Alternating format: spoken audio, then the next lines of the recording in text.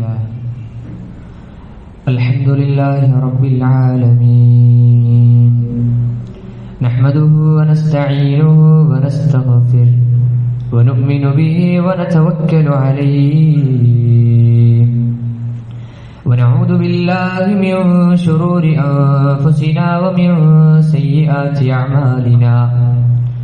من يهده الله فلا مضل له ومن يضلله فلا هادي له. وأشهد أن لا إله إلا الله وحده لا شريك له. وأشهد أن محمدا عبده ورسوله أرسله بالهدى ودين الحق ليظهره على الدين كله ولو كره المشركون. اللهم صل على محمد وعلى آل محمد كما صليت على إبراهيم وعلى آل إبراهيم إنك حميد مجيد. اللهم بارك على محمد وعلى آل محمد كما باركت على إبراهيم وعلى آل إبراهيم إنك حميد مجيد. أما بعد فإن خير الحديث كتاب الله وخير الحدي حدي محمد صلى الله عليه وسلم وشر الأمور محدثاتها وكل محدثة بدعة وكل بدعة ضلالة. أعوذ بالله من الشيطان الرجيم. بسم الله الرحمن الرحيم. يا أيها الذين آمنوا اتقوا الله حق تقاته ولا تموتن إلا وأنتم مسلمون. اتقوا الله عباد الله. أوصيكم وإياي وإياكم بتقوى الله. സമാദരണീയരായ സത്യവിശ്വാസികളെ, വിശ്വാസിനികളെ,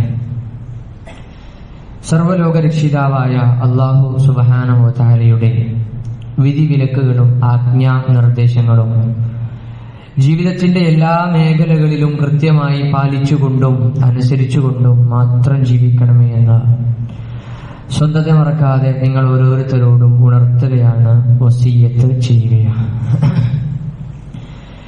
നാളിതുവരെ സമ്പാദിച്ച സമ്പാദ്യങ്ങളോ സന്താനങ്ങളോ സന്താന പരമ്പരകളോ സ്നേഹബന്ധങ്ങളോ സ്ഥാനമാനങ്ങളോ സംഘടനാ ബന്ധങ്ങളോ സൽപ്പേരുകളോ ഒന്നും തന്നെ നാളെ റബ്ബിന്റെ കോടതിയിൽ നമ്മോടൊപ്പം ഉണ്ടാവുകയില്ല എന്നും, മറിച്ച് ഈ ദുനിയാവിൽ ജീവിക്കുമ്പോൾ വല്ല സൽക്കർമ്മങ്ങളും വല്ല നന്മകളും വല്ല അമലു സ്വാലിഹാത്തുകളും ചെയ്തിട്ടുണ്ടെങ്കിൽ അത് മാത്രമേ നാളെ റബ്ബിന്റെ കോടതിയിൽ നമ്മോടൊപ്പം ഉണ്ടാവുകയുള്ളൂ എന്ന കൃത്യമായ ബോധ്യത്തോടുകൂടി ജീവിക്കുക. നാഥൻ നമ്മെല്ലാവരെയും അവന്റെ സച്ചരിതരായ സ്വാലിഹുകളായ സദുർത്തരായ ദാസന്മാരുടെ കൂട്ടത്തിൽ ഉൾപ്പെടുത്തി അനുഗ്രഹിക്കുമാറാകട്ടെ.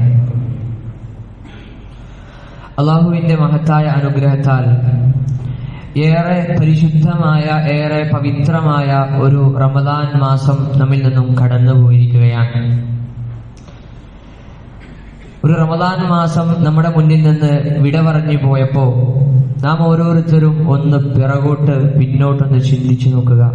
30 ദിവസക്കാലം ഏറെ പുണ്യങ്ങളുടെ പൂക്കാലമാണെന്നൊക്കെ വിശേഷിപ്പിക്കപ്പെടുന്ന ഒരു റമദാൻ നമ്മിലേക്ക് വന്നു കിട്ടിയിട്ട് നമ്മളതിനെ ഏത് രൂപത്തിലാണ് ഉപയോഗപ്പെടുത്തിയിട്ടുള്ളത് ഒന്ന് സ്വന്തം ഒന്ന് വിചാരണ ചെയ്തു നോക്കാം.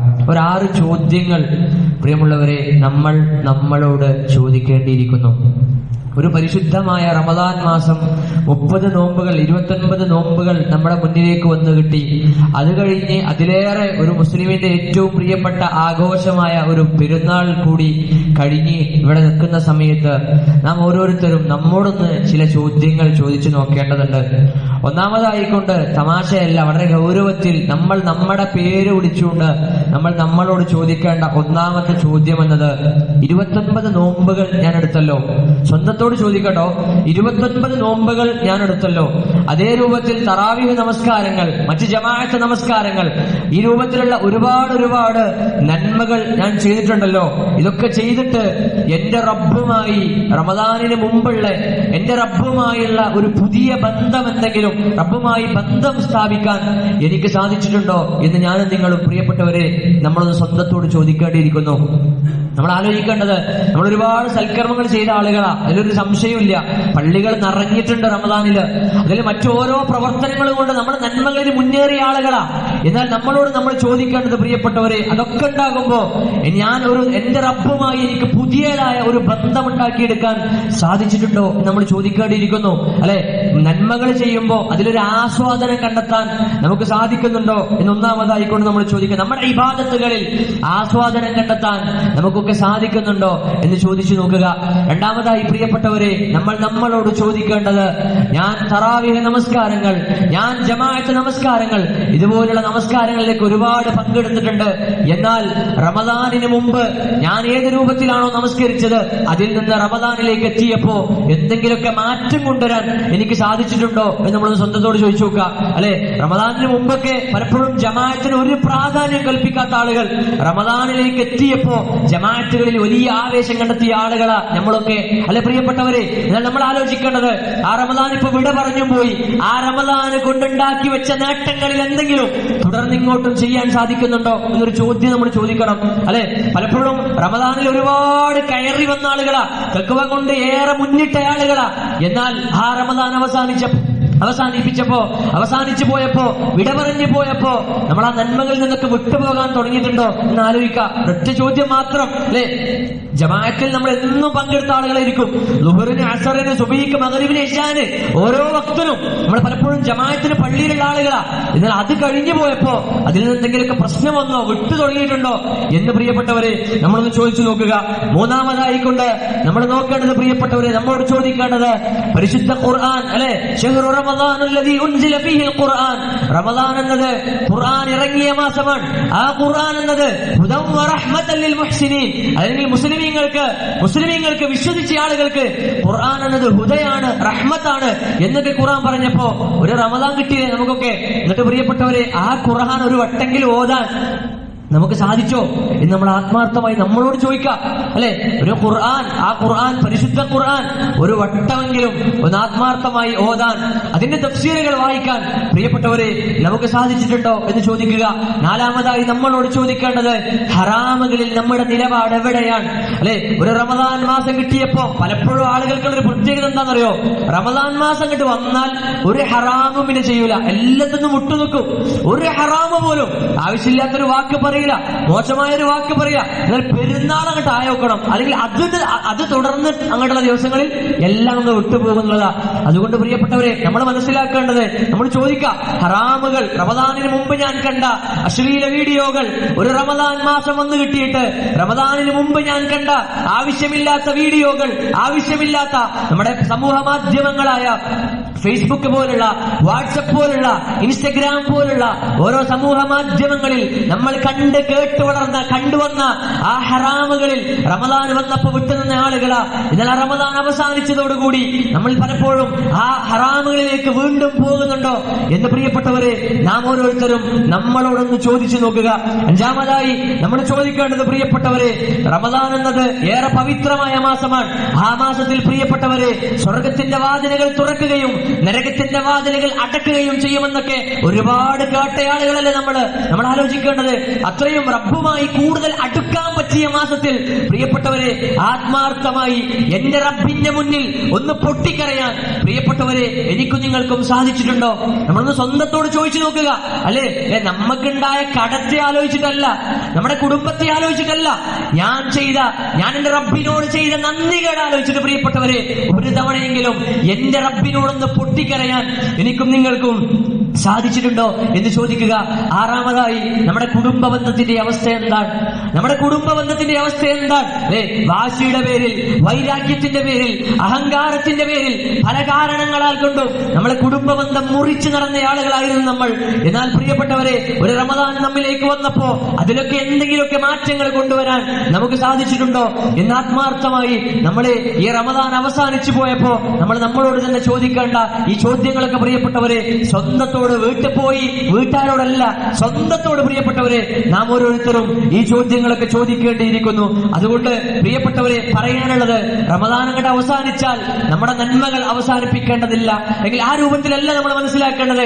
എന്റെ പ്രിയപ്പെട്ടവരോട് പറയാനുള്ളത്, ഒരിക്കലും നമ്മൾ പേടിക്കുന്നത് റമദാനിനെയല്ല, മറിച്ച് അള്ളാഹുവിനെയാണ്. ആ അള്ളാഹുവിനെ പേടിച്ചുകൊണ്ട് ആ അള്ളാഹുവിനെ അമലുകൾ ചെയ്യാൻ നമുക്ക് സാധിക്കണമെങ്കിൽ ഒരൊറ്റ കാര്യമുള്ളൂ, 3 ചിന്ത നമ്മുടെ മനസ്സിലുണ്ടാകണം. 3 ചിന്ത നമ്മുടെ മനസ്സിലുണ്ടായാൽ പ്രിയപ്പെട്ടവരെ, നമുക്ക് നന്മകളിൽ മുന്നേറാൻ, തുടർന്നും അതേ നന്മകളിലേക്ക് ഊളിയിട്ടിറങ്ങാൻ, ആ നന്മകളിലുള്ള ആവേശം നിലനിർത്താൻ നമുക്ക് സാധിക്കുമെന്നതാ ഈ 3 ചിന്ത. പ്രിയപ്പെട്ടവരെ, ഞാനും നിങ്ങളും നമ്മുടെ മനസ്സുകളിൽ എല്ലാ സമയങ്ങളിലും ഈ 3 ചിന്തകൾ വേണമെന്നാണ് പറയാനുള്ളത്. ഒന്നാമതായി കൊണ്ട് മനസ്സിലാക്കേണ്ടത് നമ്മുടെ റബ്ബിനോടുള്ള സ്നേഹമാണ്. അല്ലെ, ഏതൊരു സമയത്തും നമ്മുടെ മനസ്സിന്റെ അകത്തളങ്ങളിൽ എന്റെ റബ്ബിനോട് ഒരു ഇഷ്ടമുണ്ടാകണം. പ്രിയപ്പെട്ടവരെ, ഞാനൊന്ന് കരഞ്ഞാൽ, എന്റെ കണ്ണൊന്ന് നിറഞ്ഞാൽ, എന്നെക്കാട്ടിലും മുന്നേ തന്നെ അറിയുന്ന എന്റെ റബ്ബില്ലേ പ്രിയപ്പെട്ടവരെ, എന്റെ ഹൃദയം ഒന്ന് പിടഞ്ഞാൽ എന്നെക്കാട്ടിലും മുന്നറിയുന്ന എന്റെ റബ്ബില്ലേ. നമ്മൾ ഉമ്മാന്റെ വയറിന്റെ അകത്ത് കിടക്കുമ്പോഴും, ഉമ്മാന്റെ വയറിന്റെ അകത്ത് കിടക്കുമ്പോഴും, ഉമ്മാന്റെ പൊക്കിൾ കൊടിയിലൂടെ നമുക്ക് ശരീരത്തിലേക്ക് ആവശ്യമായ, നമുക്ക് വേണ്ട ആഹാരപാനീയങ്ങൾ നമ്മിലേക്ക് തന്ന ആ റബ്ബില്ലേ പ്രിയപ്പെട്ടവരെ, ആ റബ്ബിനോട് ഒരു ഇഷ്ടമുണ്ടാകണം, ആ റബ്ബിനോട് ഒരു സ്നേഹമുണ്ടാകണം. പല ആളുകളും പലപ്പോഴും പറയാറുണ്ട്, മനസ്സിൽ വല്ലാത്ത വിഷമം വരുമ്പോ, മനസ്സിൽ വല്ലാത്ത ഇടങ്ങേറ് ബുദ്ധിമുട്ട് വരുമ്പോ അവരെന്ത് ചെയ്യും, വീട്ടിലുള്ള ഭാര്യമാരോട്, അതിലെ സുഹൃത്തുക്കളോട് അത് പങ്കുവെക്കും. എന്നിട്ട് പറയും, അല്ലെ, എന്താണെന്നറിയില്ല, ഒരു മല ഇറക്കിച്ച സുഖമുണ്ട്, വല്ലാത്തൊരു സമാധാനമുണ്ട് എന്നൊക്കെ പറയും. അല്ലെ പ്രിയപ്പെട്ട, നമ്മൾ അറിയേണ്ടത്, നമുക്ക് ആ രൂപത്തിൽ സമാധാനം ഉണ്ടാകാൻ റബ്ബിനോട് പറയുക എന്നതാ യഥാർത്ഥ സുഹൃത്തായിക്കൊണ്ട് ആ റബ്ബിനെ ഇഷ്ടപ്പെടാൻ നമുക്ക് സാധിക്കേണ്ടതുണ്ട് എന്നതാ. ആ രൂപത്തിൽ നമ്മുടെ റബ്ബിനെ നമുക്ക് ഓരോരുത്തർക്കും ഇഷ്ടപ്പെടാൻ സാധിക്കേണ്ടതുണ്ട് എന്നതാ ഒന്നാമതായിക്കൊണ്ട് നമുക്ക് ഉണ്ടാകേണ്ട ചിന്ത, നമ്മുടെ റബ്ബിനെ ഇഷ്ടപ്പെടുക എന്നതാ. ഇതാ രണ്ടാമതായിക്കൊണ്ട് പ്രിയപ്പെട്ടവരെ പറയാനുള്ളത്, ഏതൊരു സമയത്തും നമ്മുടെ മരണത്തെക്കുറിച്ചുള്ള ഒരു ചിന്ത നമുക്ക് ഉണ്ടാകേണ്ടതുണ്ട്. ഈ ഭൂമി ലോകത്ത് നിന്ന്, ഈ ദുനിയാവിൽ നിന്ന്, നശ്വരമായ ഈ ദുനിയാവിൽ നിന്ന് വിട്ടുപോകേണ്ട ആളുകളാണ് നമ്മൾ, വിടവാങ്ങേണ്ട ആളുകളാണ് നമ്മൾ എന്ന ഒരു ബോധ്യം എനിക്കും നിങ്ങൾക്കും ഉണ്ടാകേണ്ടതുണ്ട്. നമ്മളൊന്ന് ആലോചിച്ച് നോക്ക് പ്രിയപ്പെട്ടവരെ, നമ്മുടെ ചുറ്റുപാടില് ഇപ്പൊ ഒരുപാട് പള്ളിക്കാടുകൾ ഉണ്ടല്ലോ. ഒന്ന് വെറുതെ സ്വന്തത്തോട് നോക്കാം. നമ്മളൊരു പള്ളിക്കാട്ടിലേക്ക് പോയിട്ട് ആ പള്ളിക്കാട്ടിൽ ഖബറിൽ കിടക്കുന്ന ഒരാളെ സംബന്ധിച്ചിടത്തോളം അയാൾക്ക് നമ്മളോട് സംസാരിക്കാൻ ഒരു അവസരം കിട്ടുകയാണെങ്കിൽ, അയാളുമായി നമുക്കൊന്ന് ബന്ധപ്പെടാൻ ഒരു അവസരം കിട്ടുകയാണെങ്കിൽ എന്തായിരിക്കും അയാൾക്ക് നമ്മളോട് പറയാനുണ്ടാവുക?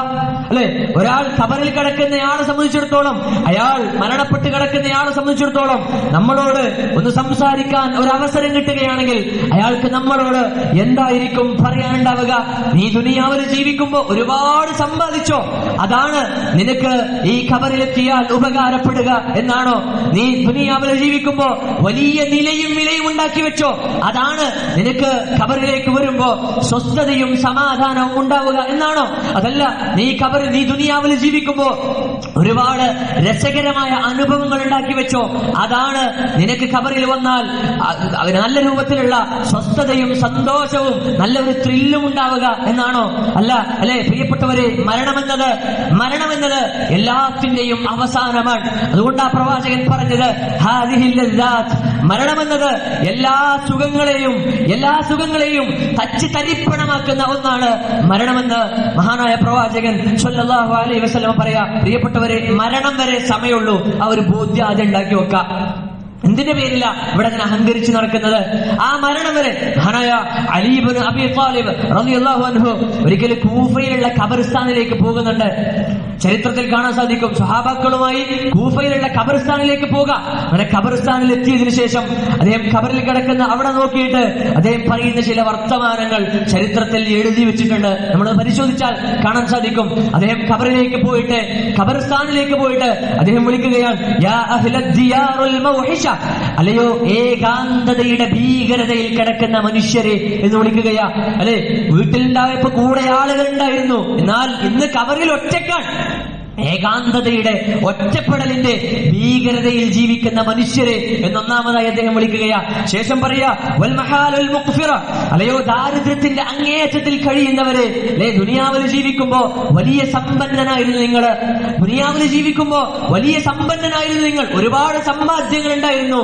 എന്നാൽ ഖബറിൽ കിടക്കുമ്പോ പ്രിയപ്പെട്ടവരെ അറിയേണ്ടത്, ഞാനും നിങ്ങളും ഖബറിൽ കിടക്കുമ്പോ വെറും 3 കഷ്ണം തുണിയോ അതല്ലെങ്കിൽ 5 കഷ്ണം തുണിയോ മാത്രമാണ് എനിക്കും നിങ്ങൾക്കും നമ്മുടെ കൂട്ടുകിടക്കാൻ ഉണ്ടാവുക എന്ന ബോധ്യമാണ്, ആ ഒരു ചിന്തയാണ് നമുക്കുണ്ടാകേണ്ടത്. അതിനുശേഷം ഖബറാളികളെ വിളിച്ചുകൊണ്ട് അലി ഇബ്നു അബീ ത്വാലിബ് റളിയല്ലാഹു അൻഹു പറയുന്ന ചില വർത്തമാനങ്ങൾ അദ്ദേഹം വിളിക്കുക. യാ അഹ്ലൽ ഖുബൂർ, അല്ലയോ ഖബറാളികളെ, അല്ലയോ ഖബറാളികളെ, അമൽ അസ്വാജ ഖദ് നുകിഹത്, നിങ്ങളേറെ സ്നേഹിച്ച, ഏറെ ഇഷ്ടപ്പെട്ട, ഒരേ പുതപ്പിൽ കിടന്നുറങ്ങിയ, ഒരേ തോർത്തുമുണ്ടുകൊണ്ട് തോർത്തിയ, അത്രയും നിങ്ങൾ സ്നേഹിച്ച നിങ്ങളുടെ ഇണയില്ലേ, നിങ്ങളുടെ ഭാര്യമാരില്ലേ, അമൽ അസ്വാജ ഖദ് നുകിഹത്, അവർ പുതിയ ദാമ്പത്യ ജീവിതം ആരംഭിച്ചു, അവർ പുതിയ ജീവിതം, പുതിയ ദാമ്പത്യ ജീവിതം ആരംഭിച്ചു എന്നതാ. അതിനുശേഷം അദ്ദേഹം പറയുന്ന മറ്റൊരു വർത്തമാനം, ശേഷം പറയാ വഅമ്മദ് ദിയാറ ഖദ് സുകിനത്, നിങ്ങളേറെ സ്വപ്നം കണ്ടുണ്ടാക്കിയ നിങ്ങളുടെ വീട്, അല്ലെ, പ്ലാൻ വരയ്ക്കാൻ വേണ്ടി എഞ്ചിനീയറുടെ അടുത്ത് എത്ര തവണ നമ്മൾ പോകും, അല്ലെ പ്രിയപ്പെട്ടവരെ, വീട്ടിലേത് ടൈൽസ് ഇടണമെന്ന്, വീട്ടിലേത് പെയിന്റ് അടിക്കണമെന്ന് ഏറെ സ്വപ്നം കണ്ട്, ഏറെ ചിന്തിച്ചുകൊണ്ട് നമ്മൾ ഉണ്ടാക്കിയെടുത്ത ആ കെട്ടിപ്പടുത്തുയർത്തിയ നമ്മുടെ വീടുകളിലെ ആ വീടുകളിൽ ഇന്ന് പുതിയ ആളുകൾ താമസിക്കാൻ തുടങ്ങി. അതിലുള്ള കവറിൽ കിടക്കുന്ന ആൾക്കാരെ നോക്കിയിട്ട് അവരോട് പറയാ, നിങ്ങളേറെ സ്വപ്നം കണ്ടുണ്ടാക്കിയ നിങ്ങളുടെ വീടില്ലേ, അവിടെ നിന്ന് പുതിയ ആൾക്കാർ താമസിക്കാൻ തുടങ്ങി എന്നുള്ളതാ. ശേഷം പറയുന്നു നിങ്ങളേറെ ചോര നീരാക്കി നിങ്ങൾ ഉണ്ടാക്കി വെച്ച അധ്വാനങ്ങളില്ലേ, നിങ്ങളുടെ സമ്പത്തില്ലേ, നിങ്ങളുടെ സമ്പാദ്യമില്ലേ, അതിനൊക്കെ ഇന്ന് പുതിയ അവകാശികൾ വന്നു എന്നതാ. നമ്മളും പ്രിയപ്പെട്ടവരെ ഇന്ന് ജീവിച്ചിരിക്കുമ്പോൾ നമ്മളോട് ഇത് പറയണം, നമ്മളോടിത് പറയണം, അല്ലെ. നമ്മള് ആലോചിച്ചു നോക്കേണ്ടത്രയുള്ളൂ, നമുക്കൊരു മൊബൈൽ ഫോൺ ഉണ്ടെങ്കിൽ നമ്മൾ മരിച്ചാൽ നമ്മുടെ വാപ്പാന്റെ ഫോൺ പിന്നെ മക്കൾക്കാ, അല്ലെ പ്രിയപ്പെട്ടവരെ, സ്വന്തത്തോട് ആലോചിച്ച് നോക്കുക. നമ്മളിട്ട വസ്ത്രങ്ങൾ, നമ്മുടെ മൊബൈൽ ഫോണുകൾ, ഇതിനൊക്കെ പുതിയ പുതിയ അവകാശികൾ. അതുകൊണ്ടാ പറഞ്ഞത് നമ്മുടെ സമ്പാദ്യത്തിന് പുതിയ അവകാശികൾ വന്നു എന്നതാ, നമ്മുടെ സമ്പാദ്യത്തിന് പുതിയ അവകാശികൾ വന്നു എന്നതാ. അവസാനം അലി ഇബ്നു അബീ ത്വാലിബ് റളിയല്ലാഹു അൻഹു പറയുകയാണ്, വഹാദാ ഖബറു ഇൻദനാ, ഇതാണ് ഞങ്ങൾക്ക് നിങ്ങളോട് പറയാനുള്ളത്. എങ്ങനെ? ഇതാണ് ഞങ്ങൾക്ക് നിങ്ങളോട് പറയാനുള്ളത്. ശേഷം അദ്ദേഹം ചോദിക്കുന്ന ഒരു ചോദ്യം, ഫമാ ഖബറു ഇൻദകും, എന്താ നിങ്ങളുടെ അവസ്ഥ?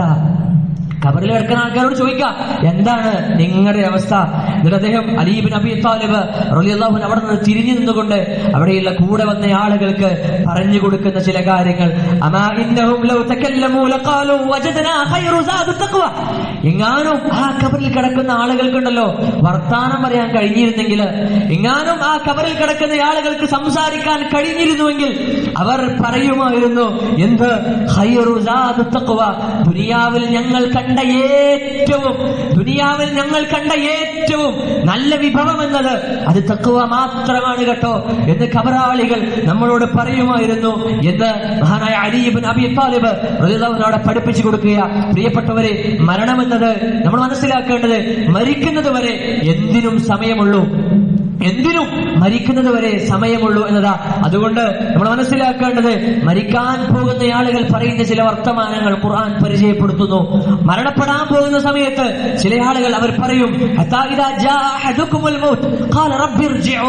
മരണം അവരിലേക്ക് വന്നാൽ, അവരിലേക്ക് മരണം എത്തിക്കഴിഞ്ഞാൽ അവർ പറയും, റബ്ബേ ഒന്ന് മടക്കി തരോ, ഒന്ന് മടക്കി തരോ, കുറെ ഒന്നും വേണ്ട, ഒന്ന് മടക്കി തരോ. എന്തിനാ? ആ സമയത്ത് അല്ലെ, ഞാൻ ദുനിയാവിൽ ജീവിക്കുമ്പോ റബ്ബേ ഒന്ന് നീട്ടി തരണേ റബ്ബേ. എന്തിനാ? ഞാൻ ദുനിയാവിൽ ജീവിക്കുമ്പോ എനിക്കൊരു വീട് എന്ന സ്വപ്നമുണ്ട്, ആ വീടിന്റെ പണി ആരംഭിച്ചിട്ടുള്ളൂ, അത് കഴിയട്ടെ റബ്ബേ. എന്റെ 2ാമത്തെ കുട്ടിന്റെ കല്യാണം കഴിഞ്ഞില്ല, അതുകൂടി നടത്തട്ടെ, എന്നിട്ട് എന്നെ വിളിച്ചു റബ്ബേ എന്നാണോ? അല്ല, പിന്നെ അവരെന്താ പറയാ?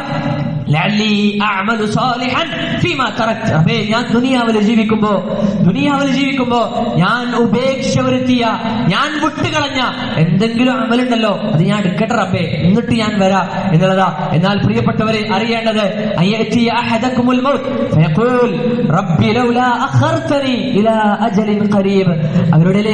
അവരുടെ അടുക്കലേക്ക് മരണമെത്തിക്കഴിഞ്ഞാൽ അവർ പറയും, റബ്ബേ ഈ അവധിയിൽ നിന്ന് അടുത്ത ഒരു ഖരീബായ കരീബായ തൊട്ടടുത്ത അവധിയിലേക്ക് ഒന്ന് നീട്ടിത്തരും റബ്ബേ എന്നവർ ചോദിക്കുന്നത്. കുറെയൊന്നും വേണ്ട, കുറച്ചു മതി. എന്തിനാ? എന്തെങ്കിലുമൊക്കെ ഞാൻ സ്വതക കൊടുക്കട്ടെ റബ്ബേ, എന്തെങ്കിലുമൊക്കെ ഞാൻ ചെയ്യട്ടെ എന്നവർ പറയുന്നതാ. അതുകൊണ്ട് പറയാനുള്ളത് പ്രിയപ്പെട്ടവരെ, നമ്മുടെ ജീവിതത്തിന് ഒരു ഗ്യാരണ്ടിയും ഇല്ല. ആ ഒരു ബോധ്യം നമുക്ക് ആദ്യം ഉണ്ടാവുക അല്ലെ. ഒരു ഗ്യാരണ്ടിയും ഇല്ലാത്ത ജീവിതമാണ് നാം ഓരോരുത്തരും നയിച്ചുകൊണ്ടിരിക്കുന്നതാ. പ്രിയപ്പെട്ടവർ, നമ്മൾ അറിയേണ്ടത് കോഴിക്കോട് അൽമാസ് ഹോസ്പിറ്റലുണ്ട്, കോട്ടക്കൽ, നമുക്കറിയാം. ആ ഹോസ്പിറ്റലിലുള്ള ഒരു ഓർത്തോ വിഭാഗം ഡോക്ടറോട് ഈ അടുത്തൊരു അനുഭവം പങ്കുവെക്കുകയുണ്ടായി. അദ്ദേഹം പറഞ്ഞത്, അവര് ആ ഹോസ്പിറ്റലിലേക്ക്, അദ്ദേഹത്തിന്റെ അടുത്തേക്ക് ഒരു ആള് മുട്ട് മാറ്റിവെക്കാൻ വേണ്ടി വന്നു. കാലിന്റെ മുട്ട് മാറ്റിവെക്കാൻ വേണ്ടി വന്നതാ. അങ്ങനെ കാലിന്റെ മുട്ടൊക്കെ മാറ്റി വെച്ചു. പോകാൻ നേരത്തെ അദ്ദേഹം ചോദിച്ചു, അല്ല ഡോക്ടറെ, ഇത് നല്ല മുട്ടാണോ? അങ്ങനെ പ്രശ്നമൊന്നുമില്ലല്ലോ, ഗ്യാരണ്ടി ഉണ്ടോ? ഡോക്ടർ, ഇത് നല്ല മുട്ടാണ്, പ്രശ്നമൊന്നുമില്ല, ഇത് അമേരിക്കൻ്റെതാ, ഇതിനൊരു 10-15 കൊല്ലം ഗ്യാരണ്ടി ഒക്കെ ഉണ്ട്, നിങ്ങളൊരു പേടിയും പേടിക്കണ്ട. അദ്ദേഹം സന്തോഷത്തോടുകൂടി തിരിച്ചു വീട്ടിലേക്ക് പോയി. ആ ഡോക്ടർ പറയാ, കൃത്യം ഒരാഴ്ച കഴിഞ്ഞപ്പോ അതേ ഹോസ്പിറ്റലിന്റെ കാഷ്വാലിറ്റിയിൽ ആ മനുഷ്യൻ മരിച്ചു കിടക്കുകയാ. എന്നിട്ട് പറയാ, ഇട്ട മുട്ടിനുണ്ട് 15 വർഷം ഗ്യാരണ്ടി. പക്ഷേ പ്രിയപ്പെട്ടവരെ, നമ്മുടെ ജീവിതത്തിൽ ഒരു ഗ്യാരണ്ടി ഇല്ല. ആ ഒരു ബോധ്യം നമുക്ക് ആദ്യം ഉണ്ടാവുക. അതുകൊണ്ട് എന്ന് മരിക്കും, ഇന്ന് വീട്ടിലേക്ക് പോകുന്നെന്ന് പോലും ഒരു ഉറപ്പും നമുക്കില്ല എന്നുള്ളതാ. അതുകൊണ്ട് ആ മരണം നമ്മുടെ അടുത്തേക്ക് വരുന്നതിന് മുമ്പ് എന്തെങ്കിലുമൊക്കെ ചെയ്യാൻ പ്രിയപ്പെട്ടവരെ എനിക്കും നിങ്ങൾക്കും സാധിക്കേണ്ടതുണ്ട്. ഇതാണ് രണ്ടാമത്തെ ചിന്ത നമുക്ക് വേണ്ടത് അല്ലെ. ഏതൊരു സമയവും മരണം വന്നെത്തുമെന്ന ബോധ്യമാണ് നമുക്കുണ്ടാകേണ്ടത്. ഈ ദുനിയാവെന്നത് നശ്വരമാണ്. ഈ ദുനിയാവിലെ ജീവിതം എന്നത് ഒരു നാൾ അവസാനിക്കുന്ന ഒന്നാണ്. മൂന്നാമതായിക്കൊണ്ട് പ്രിയപ്പെട്ടവരെ, നമുക്കുണ്ടാകേണ്ട ചിന്ത എന്നത് സ്വർഗത്തെക്കുറിച്ചും നരകത്തെക്കുറിച്ചുമുള്ള ചിന്തയാണ് അല്ലെ. സ്വർഗത്തിൽ സുഖാനുഭൂതികൾ നിറഞ്ഞ സ്വർഗത്തെക്കുറിച്ചും വേദനാജനകമായ ശിക്ഷ എന്ന നരകത്തെക്കുറിച്ചും പ്രിയപ്പെട്ടവരെ നമുക്ക് ഓർക്കാൻ സാധിക്കേണ്ടതുണ്ട്. ഈ രൂപത്തിലുള്ള 3 ചിന്തകൾ നമ്മുടെ ജീവിതത്തിൽ ഉണ്ടാവുകയാണെങ്കിൽ പ്രിയപ്പെട്ടവരെ, തീർച്ചയായും നമുക്ക് നന്മകളിൽ മുന്നേറാൻ സാധിക്കുമെന്നതാ. നന്മകൾ ധാരാളമായി ചെയ്യാൻ, ഇതുവരെ റമദാനിൽ ചെയ്തു വന്ന നന്മകൾ തുടർന്നും നമുക്ക് ചെയ്യാൻ സാധിക്കുന്നതാ. അതുകൊണ്ട് ഈ 3 ചിന്തകൾ നമ്മുടെ മനസ്സിൽ എല്ലാ സമയങ്ങളിലും ഉണ്ടാവുക. അല്ലാഹു സുബ്ഹാനഹു വ തആല നമ്മെല്ലാവരെയും അനുഗ്രഹിക്കുമാറാകട്ടെ.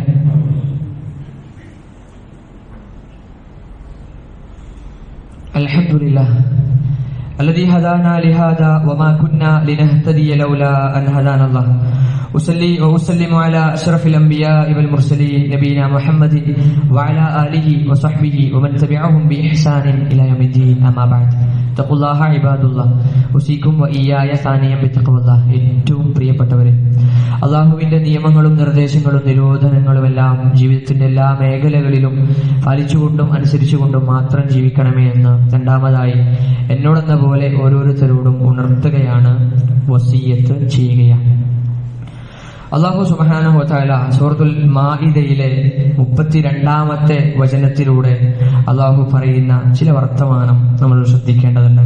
അല്ലാഹു പറയാ, വല്ലവനും ഒരാളെ കൊലപ്പെടുത്തിയാൽ, ഭൂമിയിൽ ജീവിക്കുമ്പോൾ ഏതെങ്കിലും ഒരു മനുഷ്യൻ ഒരാളെ കൊലപ്പെടുത്തിയാൽ അത് മനുഷ്യരെ മുഴുവൻ കൊലപ്പെടുത്തിയതിന് സമാനമാണ്, അല്ലെങ്കിൽ തുല്യമാണ് എന്ന് അല്ലാഹു പറയാം. തൊട്ടുശേഷം ആരെങ്കിലും ഭൂമിയിൽ ജീവിക്കുമ്പോൾ ഒരാളെ കൊന്നാൽ ഭൂമിയിലുള്ള മുഴുവൻ മനുഷ്യരെയും കൊന്ന പോലെയാണ് എന്നുള്ള പറയാം.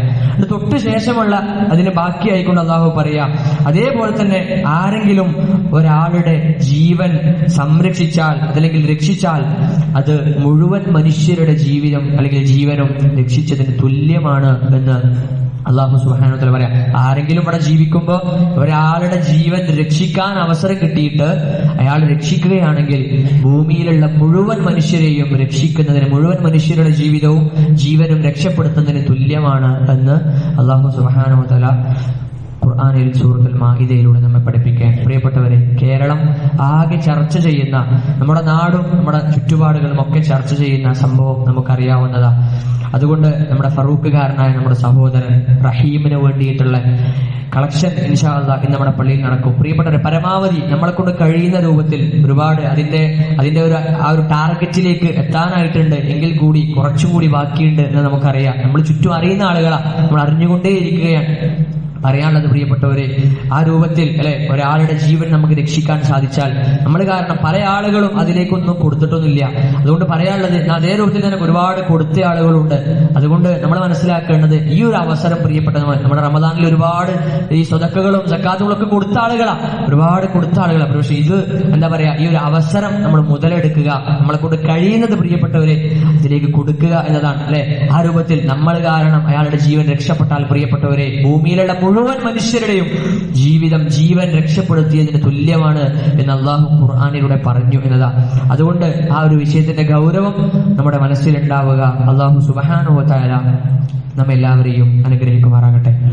അല്ലാഹുവേ, ഞങ്ങളിൽ നിന്നും അറിഞ്ഞും അറിയാതെയും രഹസ്യമായും പരസ്യമായും ഒരുപാട് തെറ്റുകുറ്റങ്ങൾ വന്നു പോയിട്ടുള്ളതാ, അതെല്ലാം നീ വിട്ടുപുറത്ത് മാപ്പാക്കി നൽകണേ തമ്പുരാനെ. ഒരു വെളുത്ത വസ്ത്രം ചളിയിൽ നിന്ന് ശുദ്ധീകരിക്കുന്നത് പോലെ ഞങ്ങളുടെയൊക്കെ പാപക്കറകളെ നീ കഴുകിക്കളയണേ തമ്പുരാനെ. ഞങ്ങളുടെയൊക്കെ പാപക്കറകളെ നീ കഴുകിക്കളയണേ തമ്പുരാനെ.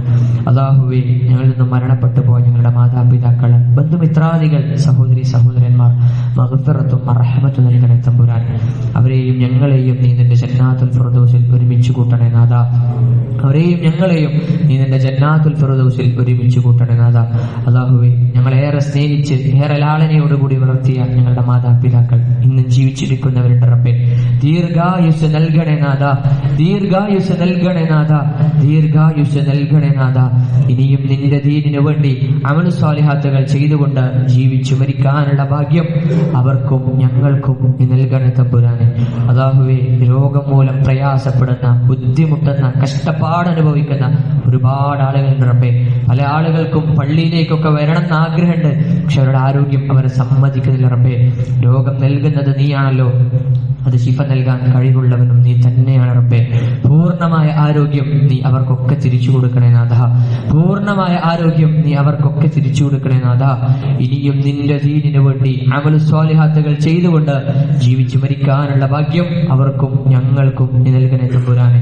അല്ലാഹുവേ, ലോകത്തിന്റെ നാനാഭാഗങ്ങളിൽ മുസ്ലിമായതിന്റെ പേരിൽ, ഇസ്ലാം മതം സ്വീകരിച്ചതിന്റെ പേരിൽ പ്രയാസങ്ങൾ അനുഭവിക്കുന്ന, കഷ്ടപ്പാടുകൾ അനുഭവിക്കുന്ന, ബുദ്ധിമുട്ടുകൾ അനുഭവിക്കുന്ന ഒരുപാട് ആളുകളുണ്ട് റബ്ബേ.